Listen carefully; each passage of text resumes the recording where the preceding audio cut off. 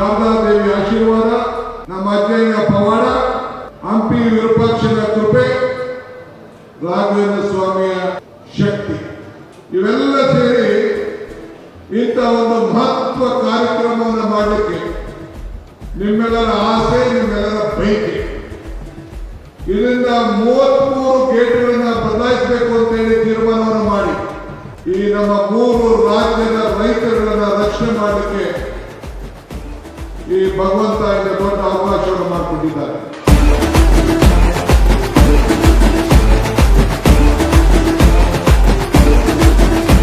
ನಾನೊಂದು ನೀರಾವರಿ ಸಚಿವನಾಗಿದ್ದೆ, ಇವತ್ತು ಮುಖ್ಯಮಂತ್ರಿ ಆಗಿದ್ದೇನೆ.